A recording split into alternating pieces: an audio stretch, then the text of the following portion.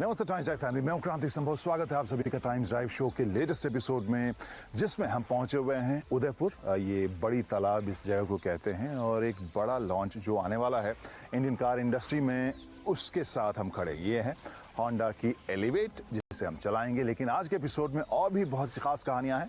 सबसे पहले वही बताते हैं। टाइम्स ड्राइव शो में आज हम बताएंगे आपको होंडा एलिवेट के क्या है फीचर्स और कैसा है स्पेस।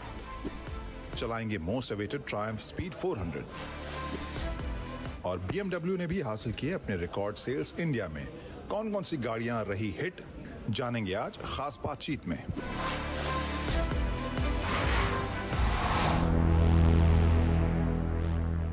नमस्ते टाइम्स ड्राइव फैमिली, मैं हूं क्रांति संभव। स्वागत है आप सभी का उस वीडियो में जो दरअसल हमारे मेन वीडियो यानी रिव्यू वीडियो से पहले का वीडियो है, जिसमें हम आपको बता रहे हैं या ऐलान कर रहे हैं कि यहाँ पर होंडा की एलिवेट हम चलाने के लिए पहुंचे हुए हैं। जब ग्लोबल प्रीमियर के ऊपर हम पहुंचे थे होंडा एलिवेट के, तो क्या सब जानकारियां हमें इसके टेक स्पेक्स के तौर पर देखने को मिली थी। इस वीडियो में हम आपको वही एक तरह से रिफ्रेश करवाएंगे। तो शुरुआत एक्सटीरियर से, लेकिन मैं अपनी राय नहीं, आपकी राय जानना चाहूंगा इस होंडा एलिवेट के लुक के बारे में। आप क्या सोच रहे हैं जरूर बताइए। एक टिपिकल जिस तरह से हम आज फिलहाल में होंडा की बहुत सारी गाड़ियों में एक चौड़े क्रोम का इस्तेमाल देखते हैं, वो यहाँ पर आपको देखने को मिल रहा है।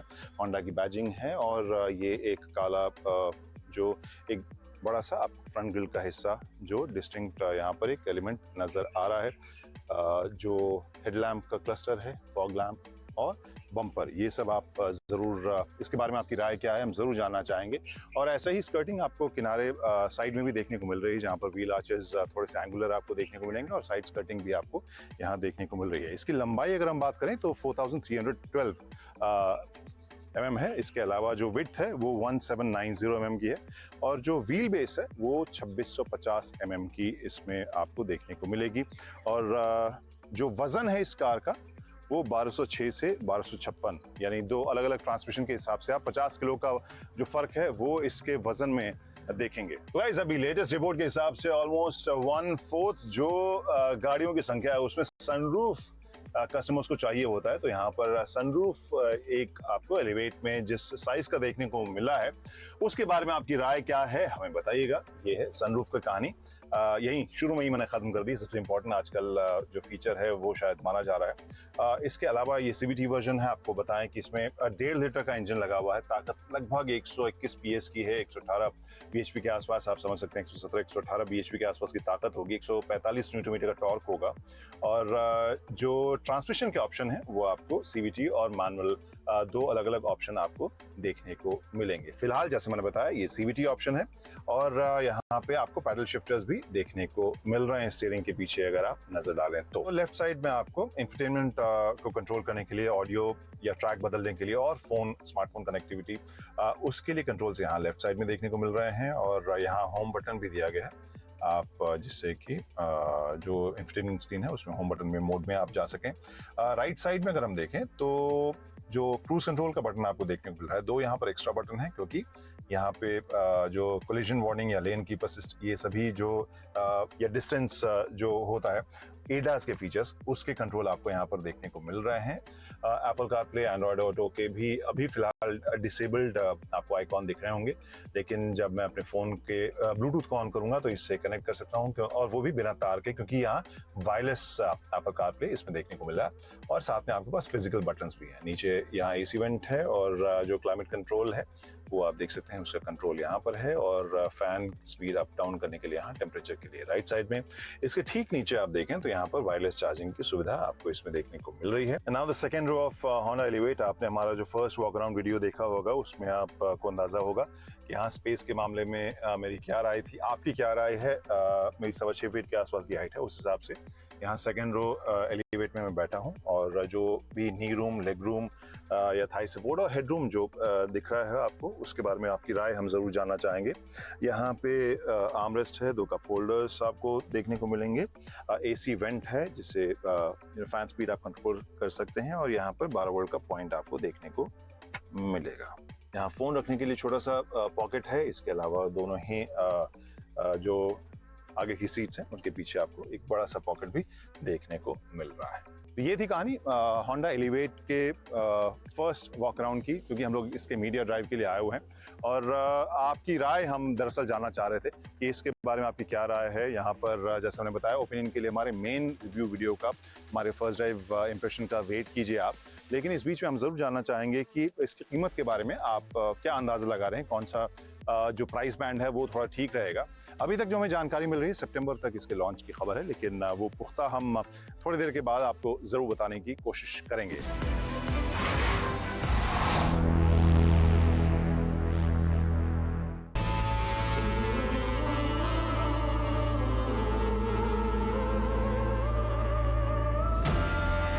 यूएस में एक बहुत ही फेमस बैंक रॉबर था और बहुत सी बैंक रॉबरीज करने के बाद जब वो फाइनली पकड़ा गया तो उससे बहुत ही वाजिब सवाल पूछा गया कि भाई आप इतने बैंक्स क्यों लूटते हैं।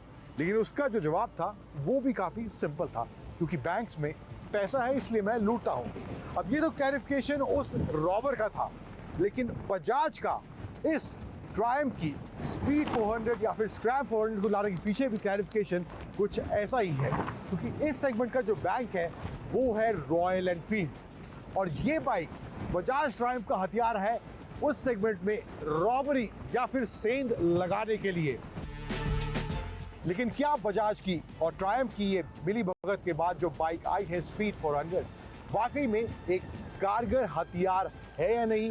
बात करेंगे उन सभी पहलुओं की, चाहे वो डिजाइन हो, फीचर्स हो, परफॉर्मेंस हो या फिर इसकी राइड क्वालिटी। स्वागत है सुबह टाइम्स ड्राइव में, मैं हूं अंकुर तनेजा। शुरुआत करते हैं इस स्पीड 400 के आंधी भरे रिव्यू की।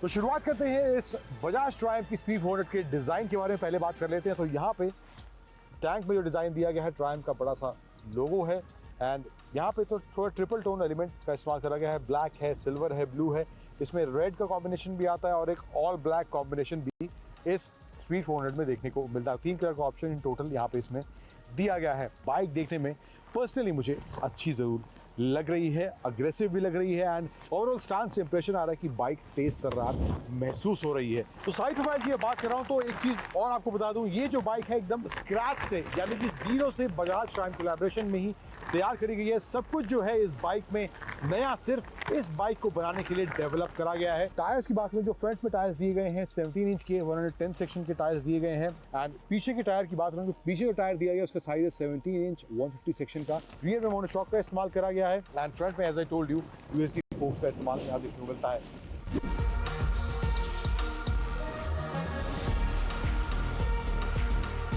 तो आंधी रुकने का नाम नहीं ले रही है, लेकिन हम भी रुकने का नाम नहीं लेंगे। हम पूरा वीडियो आपको दिखा के जाएंगे, बता के जाएंगे। होपफुली आपको ऑडियो साफ आ रहा होगा।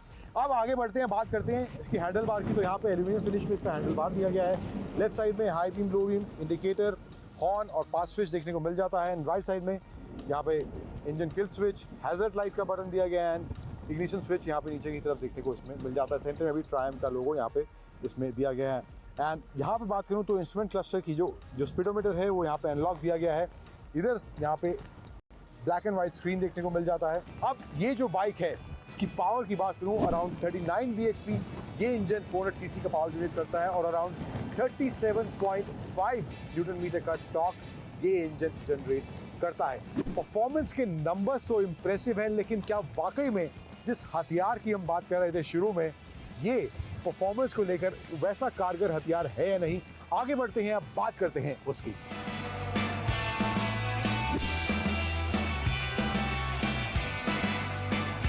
अब परफॉर्मेंस की बात करें तो एक शब्द इस बाइक के ओवरऑल परफॉर्मेंस को लेकर मैं आपको बता देता हूं, दैट इज आउटस्टैंडिंग। बहुत ही अच्छा परफॉर्मेंस इस बाइक से शुरुआत से अंत तक निकलता हुआ दिखाई देता है।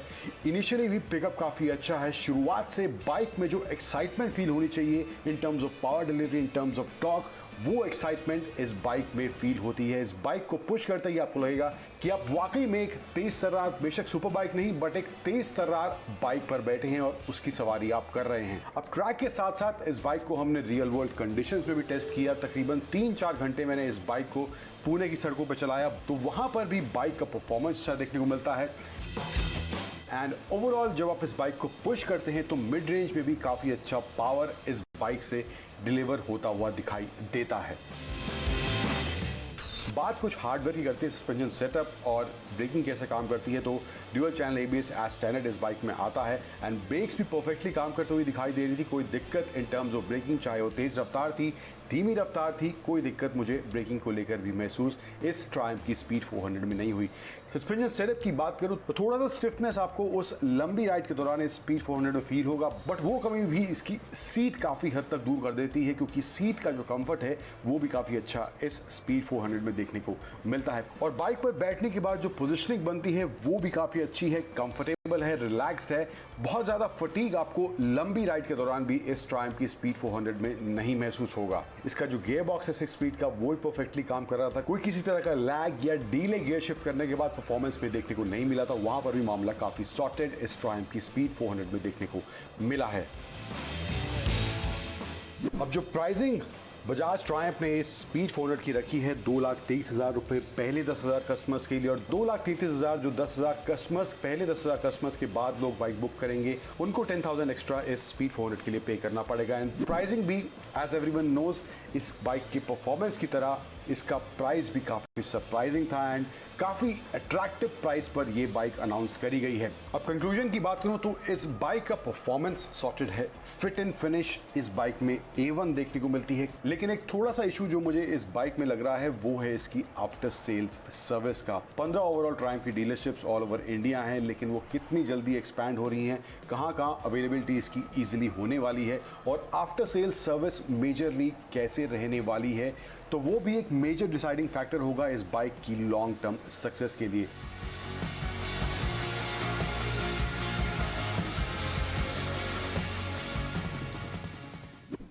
तो अभी तक जो गाड़ियां सवारियां आपने देखी हैं उनके बारे में आपकी क्या राय है, हम ज़रूर जानना चाहेंगे। इनकेस कोई कन्फ्यूजन है तो उससे दूर करने की भी हम कोशिश करेंगे। टाइम्स ड्राइव के सभी सोशल हैंडल्स जो आपके टीवी स्क्रीन पर हैं उन्हें आप फॉलो करके अपने कमेंट्स, अपने सवाल या कन्फ्यूजन भेज सकते हैं। एक छोटा सा ब्रेक लेंगे, लेकिन जाइएगा मत, चैनल मत बदलिएगा, क्योंकि एक और ख़ास कहानी आपके लिए ब्रेक के उस पार।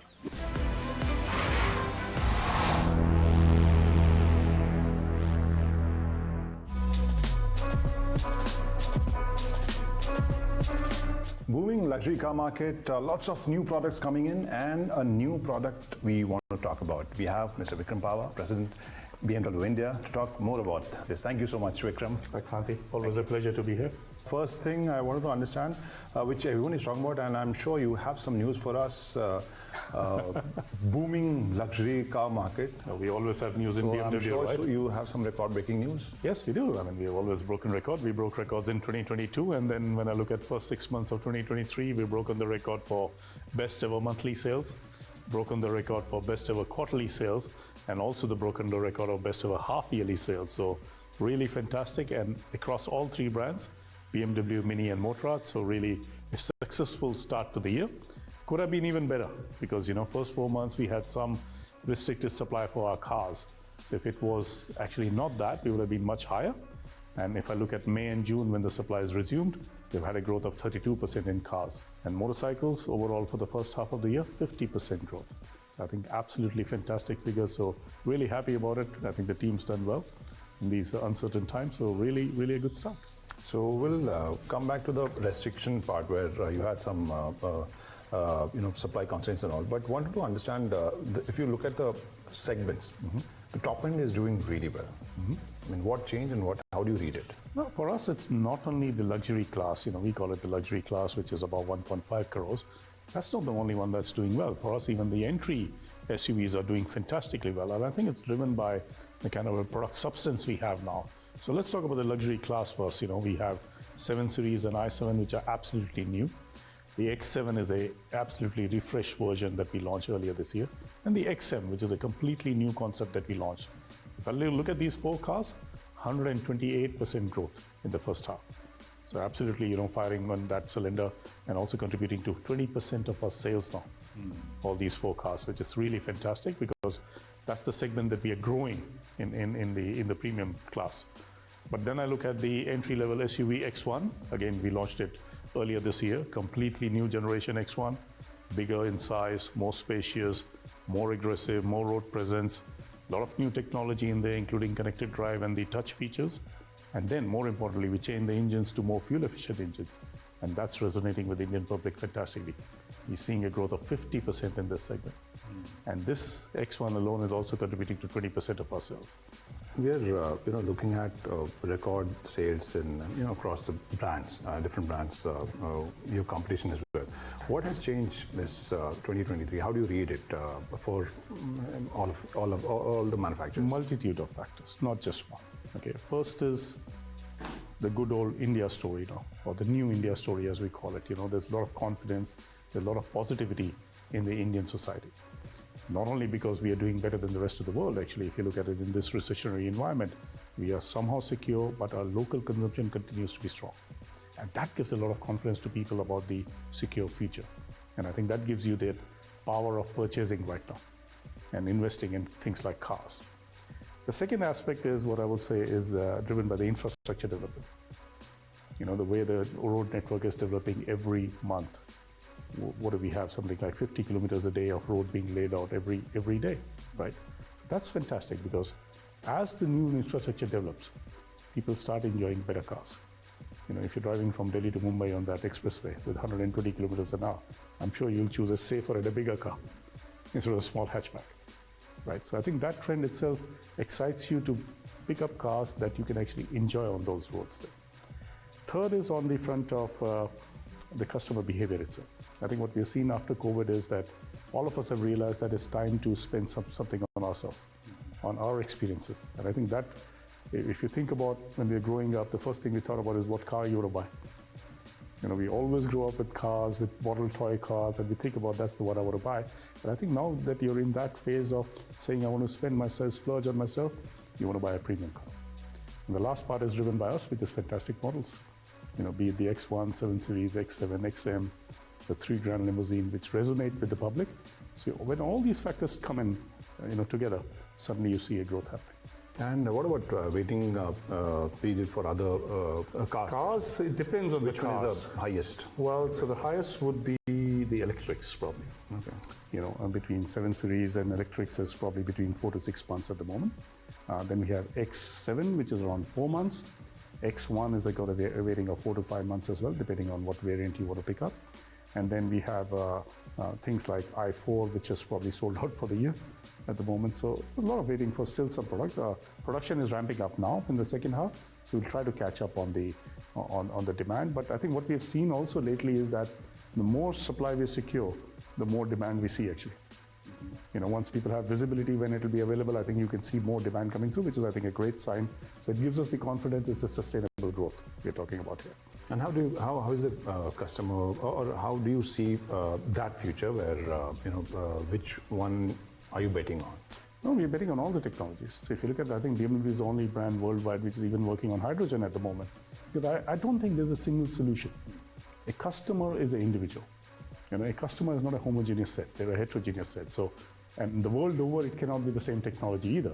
Maybe some countries adopt electric early, or more proportion of it. Some countries might still remain on diesel. It depends on your local situation in the country. So for us, we have the capability of making all. And we'll provide products at every price point with like I said, a petrol, diesel, electric, and plug-in hybrid. So that then a customer can choose at the same price point, what do I want to purchase? So non-plug-in hybrid versus hydrogen, how do you see that? Well, plug-in hybrid in India particularly is not a popular thing because there is no benefit for a customer really.